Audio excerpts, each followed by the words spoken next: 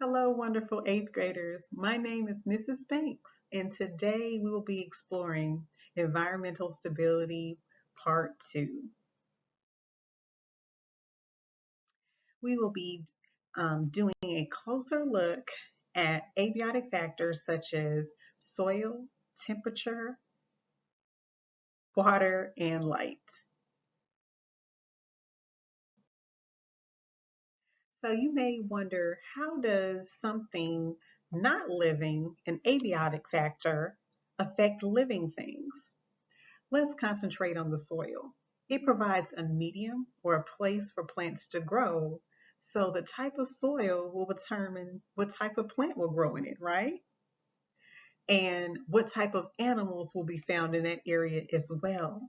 Because the environment, because in the environment, we're all connected. One species depends upon the another. So that soil type, whether it's kind of clayish or sandyish, is going to, only be acceptable for growth for certain plants, right? And then those certain plants would only be the food for certain animals. Temperature, as we know, is everything. We all have experienced how hot the summer is versus how cold the winter is, and how we feel in those temperatures, right? So plants and animals respond the same way. In the spring, plants come alive and grow, but in the winter, not so much, right? They die out. In the summer, animals come alive too. They begin to mate and, spark up. But in the winter, some animals go into a deep sleep, a winter sleep called hibernation.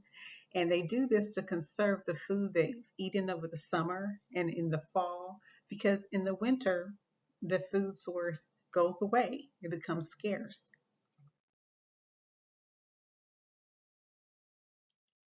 Water is key for survival. It helps plants and animals with all body functions. It is also a home for aquatic animals and plants.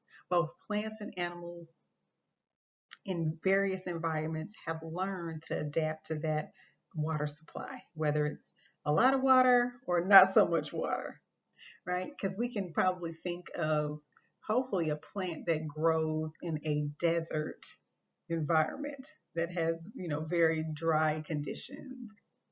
Just a hint there, probably a cactus, right? All right. Our last factor to study is light. Light is essential for survival for plants.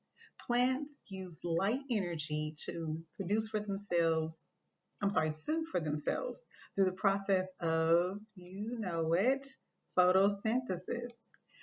We are all affected by light because because it's closely linked to our seasons.